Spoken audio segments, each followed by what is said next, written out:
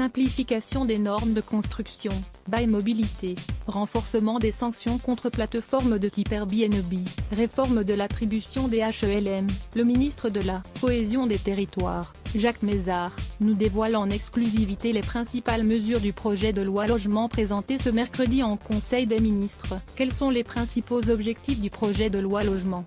Jacques Mézard, la crise du logement pousse à l'augmentation des prix et des loyers en particulier dans les métropoles de Paris, Lyon, Rhône, ou Bordeaux, Gironde, où il est de plus en plus difficile de se loger. Le paradoxe est que vous avez aussi beaucoup de logements vacants. À tous ces problèmes, nous voulons répondre par une politique globale, c'est-à-dire des mesures fiscales ont déjà été prises pour encourager les propriétaires de terrains à libérer du foncier et nous voulons développer la construction en réduisant les normes. Je viens d'annoncer un plan de redynamisation des villes moyennes doté de 5 milliards d'euros et nous allons doubler de 5 à 10 milliards d'ici à 2030 les crédits en faveur de la politique de la ville et des quartiers prioritaires. Le mot d'ordre, c'est faciliter la construction et l'accès au logement. Quelles solutions proposez-vous ?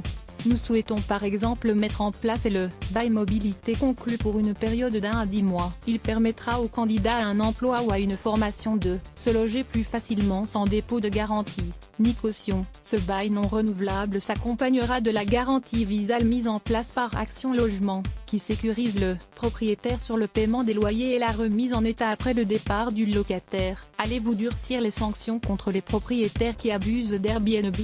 À Paris et dans d'autres grandes villes, ce phénomène aggrave la crise du logement. Il ne s'agit pas d'interdire ces pratiques mais de faire respecter les règles et de lutter contre les abus. Notre objectif est d'être dissuasif. Les sanctions vont être durcies pour les particuliers qui ne respectent pas la loi avec des amendes de 5 000 à 10 000 euros. Nous prévoyons aussi de nous attaquer aux plateformes. Les amendes pourront aller jusqu'à 12 500 euros par annonce sans numéro d'enregistrement et jusqu'à 50 000 euros si la location de la résidence principale dépasse 120 jours par an. Votre loi entère-t-elle l'encadrement des loyers ?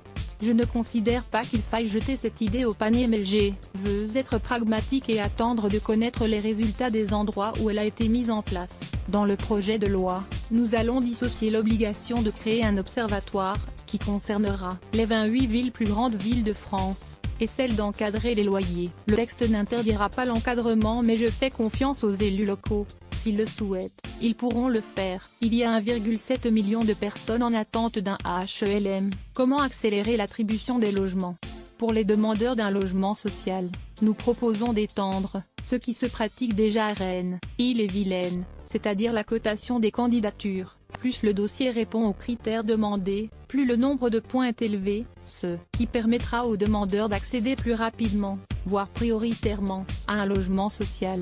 Nous voulons rendre plus transparente l'attribution des logements HLM. La loi dictera le principe, à charge pour les collectivités locales de mettre en place le système de cotation des demandes qui leur convient le mieux. Enfin, pour faciliter la mobilité des locataires, notre projet de loi oblige les organismes HLM à réexaminer la situation des locataires tous les 6 ans. Vous voulez encourager la vente de HLM, pourquoi ?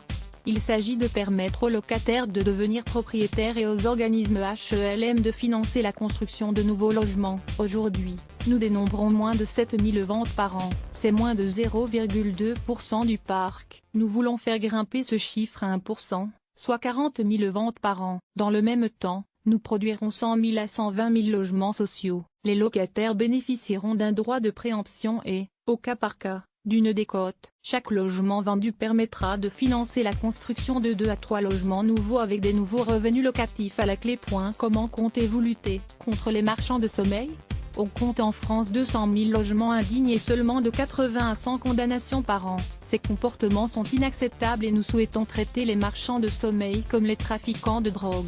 Ils seront présumés percevoir des revenus illégaux et il sera possible d'engager des poursuites. Nous allons ainsi les frapper au portefeuille. Nous utiliserons aussi plus systématiquement les astreintes pour obliger réellement ces propriétaires à faire des travaux et sortir les occupants de l'habitat indigne. Il y a des millions de mètres carrés de bureaux vides. Allez-vous faciliter leur transformation en habitation ? Rien que sur Paris, on en recense 700 000 mètres carrés. Nous avons prévu d'inciter les propriétaires de bureaux à les transformer en logements. Pour chaque mètre carré de bureau, ils auront le droit de construire 10% de surface de logement en plus. Dans une ville comme Paris, l'incitation sera donc très